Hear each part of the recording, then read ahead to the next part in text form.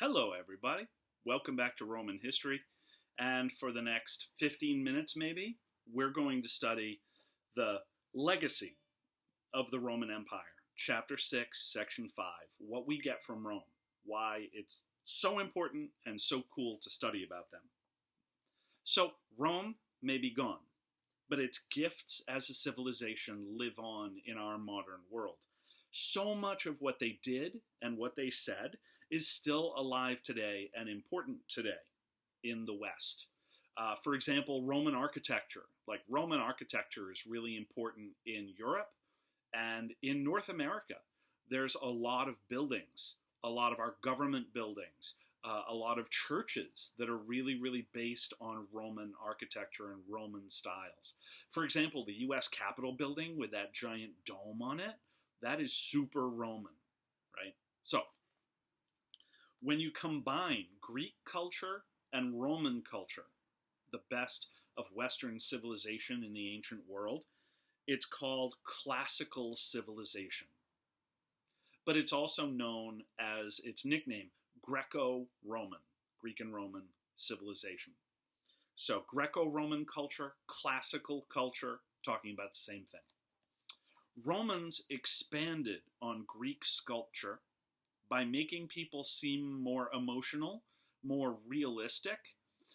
For example, when the ancient Athenians did their classical statues, everybody was supposed to look like they did at the best point of their lives. They were supposed to be young, fit, healthy, balanced, elegant. But the Romans, they would show you exactly as you are. It's called Veritas. So that means truth. Verifiable is a word that we get from that. So Veritas, truth in art. There's also a famous Roman saying, in vino veritas, which means wine, vino, because grapes come from the vine, right? In vino, in wine, you'll find truth. If you get someone drunk on wine, they will have to tell you the truth, I guess. It's harder to lie if you're intoxicated, I imagine. I wouldn't know, and I don't suggest you find out for at least 7 more years. All right? Good. Okay. So, in vino veritas, in Roman art veritas, you'll find truth. The Romans created mosaics, which are basically tiny little cubes of stone or glass, and the way that they're arranged in color is something that creates a really cool picture. So, mosaics. I'm sure you're somewhat familiar with mosaics. This is a Roman creation and specialty. They created something called bas relief, or bas relief. I've heard it pronounced both ways. But that's what happens when you have a flat surface and figures kind of pop out of the background of it. They perfected bas relief as a form of art, so that if you're looking at a wall and people are bulging out of the wall, like half their body is coming out of the wall, that's a Roman and Greek art style. They also painted murals, beautiful murals as well. The one that's in your packet is an example of one that we found from Pompeii. Buried in ash, the city of Pompeii was a Roman city buried by the explosion of Mount Vesuvius, a giant volcanic mountain. And it covered several Roman cities, Herculaneum and Pompeii, amongst a couple of smaller villages.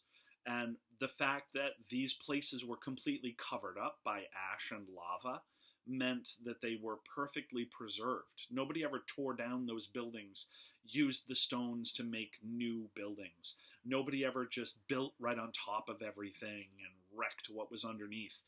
When in the 1700s, people discovered that under their farmland there was an actual Roman city, they dug it up and cleared out the ash and cleared out the hardened lava and got down to the original Roman city, perfectly preserved as it was.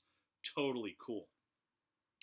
As a matter of fact, you'll see sometimes in pictures of Pompeii, they have human forms that are laying down. These aren't art. These are the actual people, and they're laying down with their hands up and their head leaning up a little bit. They were trapped in ash, and their bodies were completely incinerated by the heat of the ash that surrounded their body. And the ash hardened as it incinerated what was inside.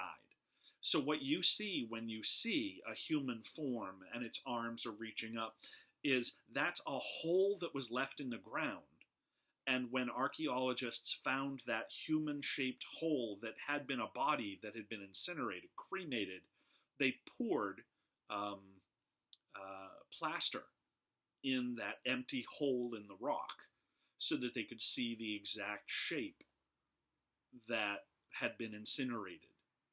So you're seeing like a negative image of the hole that was there when you see a plaster cast of a person who was cremated in the burial of Pompeii or Herculaneum by the explosion of Mount Vesuvius. Roman writers tried to create masterpieces like the Greeks. You may remember Homer from ancient Greece, or Aeschylus, or Aristophanes, or Sophocles, these great writers, Thucydides, Herodotus. Well, the Romans had their own great writers and thinkers, like Virgil. Virgil wrote a story that goes along with Homer's Iliad and Odyssey. It's called the Aeneid, and it's his version of how ancient Rome started. He said ancient Rome started when refugees from Troy, when Troy was being burned by the Greeks and destroyed with the Trojan horse, refugees from Troy escaped and sailed away, and they started ancient Rome. It's probably nothing more than a fantastic legend, a piece of mythology that makes Virgil and the Romans feel better for thinking that their city goes way further back in history than it really does, to think that they were refugees from somewhere famous and powerful, rather than just people who were a mix of Greeks and Latins and Etruscans. But the Aeneid, the story of Aeneas, the refugee leader who brought all the people to Rome, if you believe Virgil. Ovid wrote a bunch of funny and witty poetry to entertain you, some comedy stuff. He actually wrote a really funny piece on how to seduce a woman. So if you see a woman that you really like, let's say you're in the Colosseum at the Gladiator Games, and she's one row in front of you. What you should do, according to Ovid, is, and this is actually in one of his stories, the department head that hired me at Greeley used to read this story out loud to his students in humanities classes. What you should do is take your knee, because you're kind of packed on top of each other in the bleachers. Take your knee and push it a little bit into her back and grind it there a little bit so that she notices you and she's like, what the heck? And she looks back and you can introduce yourself and hit on her and have a connection, I guess. So I don't think you should try it, but, you know, Ovid said you could. Ancient Rome. Rome gave us two great historians. Livy, who wrote a mythical history of Rome, where the gods are all very heavily involved in what happens. You know, it's kind of Iliad and Odyssey, Homer kind of story. And then there was Tacitus. Tacitus left the gods out and just told the facts. Tacitus wrote a great deal about immoral behavior in Roman history, including one of the worst, most infamous Roman rulers named Nero. So yeah, Rome had some really, really awful emperors, even during the Pax Romana. Remember the Pax Romana, the 200-year period where everything was good?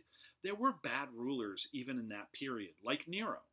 And like two emperors before him, the crazy one, and my brain had Caligula. His name was Caligula. That wasn't actually his birth name, but it's Roman for little boots.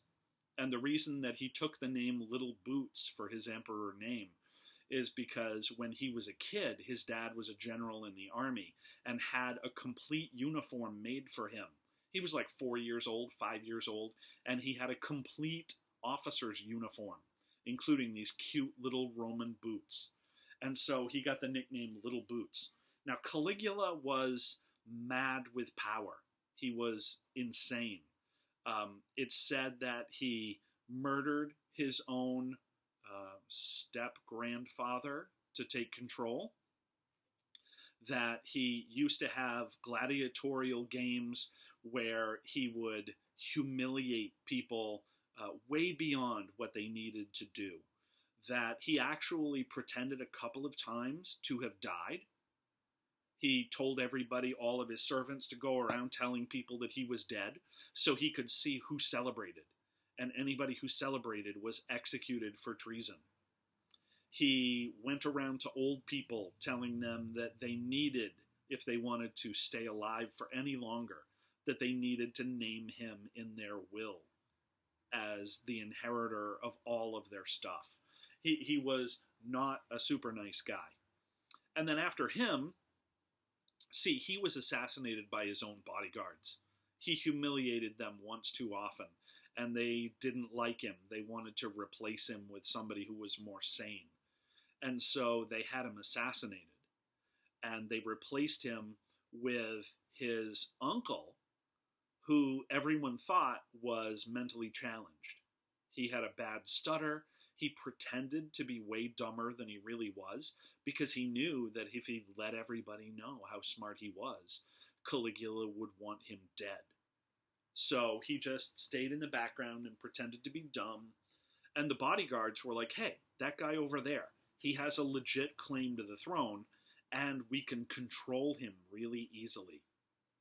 And so they made him the next emperor, but the joke was on them because he was super smart. He was just pretending to be dumb. His name was Claudius. And he took control of the Roman Empire, was a wise ruler, was a good ruler, but he had one big weakness: women.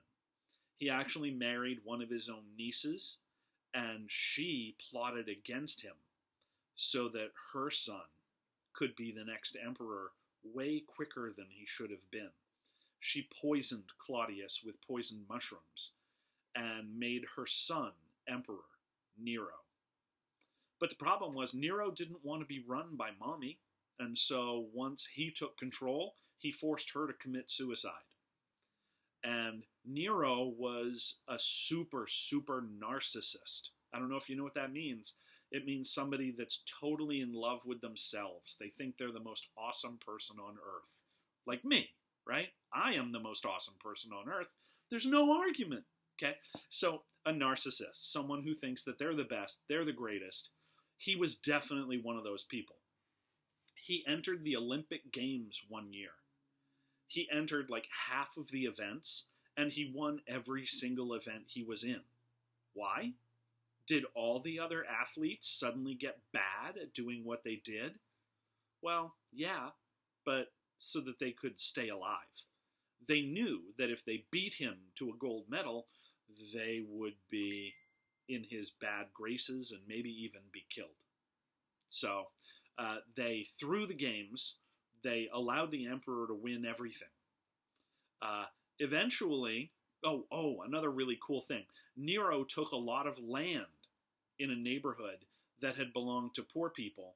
And, well, after he said he wanted that land, and the poor people said, no, you can't take it, this is our land, it suddenly caught on fire. An entire neighborhood in Rome burned down. Maybe it was an accident. Maybe it wasn't an accident. Maybe Nero got what he wanted. So Nero took that entire neighborhood after it burned down and turned it into a giant fun town for himself and Splashtown. He built a massive pool. And eventually a later emperor was going to be like, we can't have a pool that big. So they built the Colosseum on top of it. I've told you that already, that they could flood the Colosseum because it was built on top of a pool. So this is the emperor who does that, Nero. Nero eventually committed suicide while he was being hunted down by some of his bodyguards who wanted to kill him.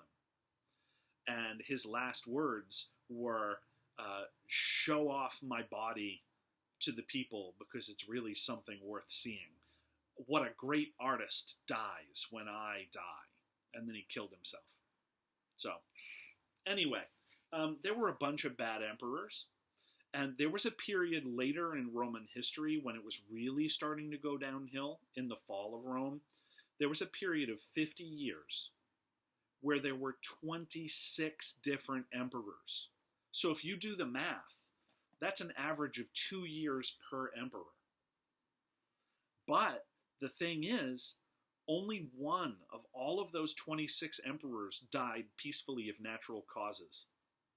The rest of them were all murdered by somebody who wanted to be the next emperor. Do you think that's a really stable form of government? Do you think that you're going to be able to really make your empire great and make it count if there's people looking to assassinate you every day and that your average lifespan once you get the job is only 2 more years? Interestingly enough, there was one guy in that 50-year period. There was one guy who ruled for like 8 whole years, which meant that all the other people were less than 2 years on average. So, yeah, it was an awful time in Roman history as it started to go downhill. What else did Rome give us? What great things did Rome give us? The most important language in modern human history, perhaps, Latin, right? Latin is the basis for most modern languages. There's a lot of Latin in English, but it's not quite the base of the English language. There's only one European modern language, major language in Europe that isn't Latin-based, and that's German. And German is where English really comes from, more than Latin. But there's a lot of Latin words and Latin phrases in English as well.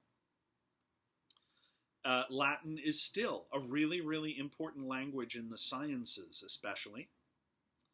The Romans were also great architects and great builders. There's this thing going around that, like, the Romans didn't really invent anything.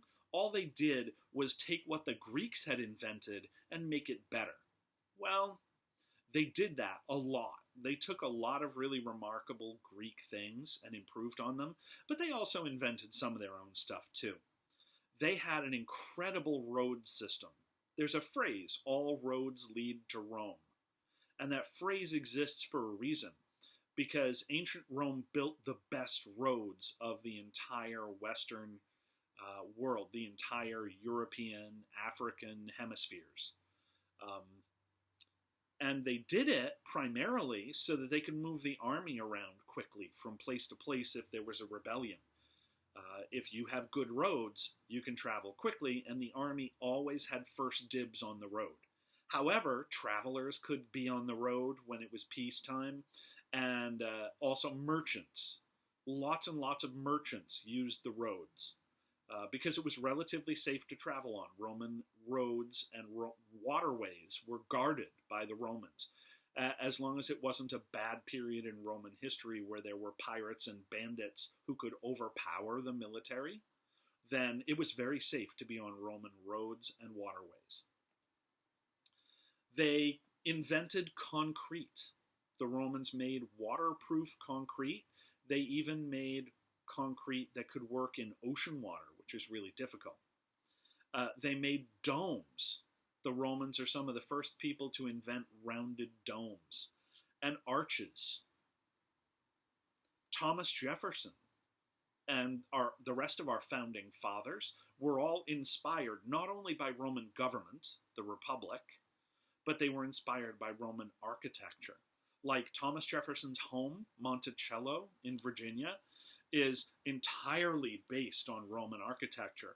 The U.S. Capitol building, right there, the U.S. Capitol building, totally Roman architecture there. You've got a Greek and Roman style front to it, and then a giant Roman dome. Why would the USA, a brand new country, want to use all these ancient Roman and Greek pieces of architecture to show off the new government? Well, partly because we weren't really a new government. The Greeks invented democracy, so we should use Greek architecture. The Romans invented the Republic, so we should use Roman architecture. And also, it makes us look like we have a background that's worth respecting. It makes us look like we have a past, a history that is rooted in traditions that are worth respecting. And therefore, you should respect this new country. So, the Romans invented really, really long pipelines that went from freshwater springs in mountains all the way to the cities. Now, they would drill holes through hills along the way so that the pipeline would always run at a downward angle. Some of these pipelines were like 25 or 30 miles long from a freshwater spring down to a city. If you've got a pipeline that's going to go constantly downhill so the water can flow, 26, 27, 30 miles from a mountain to a city so that people in the city can have fresh water, then you need to know math. You need to know geometry. You need to be able to guide exactly what the angle is so that you can precisely get it from 300 feet above sea level down to 5 feet above sea level over 26 miles when it's always got to be downhill so the water flows downward. You can't have it going back upward for any of that time, or else it'll just bottleneck in the middle. So you need a constant downward flow of water for miles and miles and miles. These were called aqueducts. Aqueducts, kind of famous. When the aqueducts were destroyed, some of them were destroyed after they were attacked by savages during the fall of Rome, the Huns or other people, people couldn't live in cities anymore because there wasn't enough fresh water coming in for 50,000 people. So they just had to scatter out into the countryside. Roman law was really, really important. Roman law is what we basically base our own laws on today. The Roman legal system was inspired by the Stoics. Remember the ancient Greek philosophers, the Hellenistic philosophers, the Stoics. They said you have to be calm, you have to just accept things as they are, don't get crazy excited, don't get crazy depressed, try to have an even keel. Predictable, calm, find out the facts. That's a really good thing to have a legal system based on. No matter what social class you were in ancient Rome, you would be treated equally according to the law. Romans were always given the benefit of being what until proven what? Innocent until they were proven guilty. Yeah. If you were accusing someone of committing a crime, you had to prove that they did it. They don't have to prove that they didn't. That's called the burden of proof. Who has the burden of proof? The defendant? No. Because if you can't prove that they did something, then they shouldn't have to work hard to prove that they didn't do it. The charges will be dropped. So, the accuser has the burden of proof. You could only be punished for what you do, your actions. You can't be punished for your thoughts. You can't be punished for saying, oh, I don't like the emperor, right? It wouldn't be fair. It wouldn't go along with our modern idea of freedom of speech, right? You can only be punished for your actions and not your thoughts and your words, unless your words create danger, right? So, also, you could overturn laws in ancient Rome if they were proven to be unfair. They could go back and destroy a law if it was bad for people. We base most of our own legal standards on ancient Rome. While ancient Rome may have fallen, it gave birth to a bunch of ideas that never ever have, and probably won't ever. We inherited the legacy of ancient Rome, and we still carry on their traditions today. That's the end of ancient Rome, except one thing. I'm going to tell you a cool story. And if you don't watch all the way to the end, you'll miss it. Okay? And it is really weird. So here's the deal. What was the worst punishment in Roman law that they thought up? The very worst punishment in Roman law that you could be given was for killing your father. Now, the deal is the father is the head of the family. And that means pater familias, the father of the family, the head of the family. As a matter of fact, if you were a kid in ancient Rome, your dad could sell you off as a slave. And then if you worked your way to freedom, and your slave master granted you freedom, if you were less than 18 years old, your dad could sell you again into slavery. And then the second time you earned your freedom, even if you were under 18 at that point, you were a free person. But up to that point, your dad's still your boss, even if he sold you into slavery. So killing your dad was the worst crime that was imaginable in ancient Rome, and it got the worst punishment. If you killed your dad in ancient Rome, you would be stuffed into a sack. What else is in the sack? A dog, a rooster, a snake, and a monkey. And all of these animals are territorial. And all of these animals will use their fangs, will use their claws, will use their beaks to attack the biggest thing in the bag, which is you. If you kill your dad in ancient Rome, they sew you up in that sack.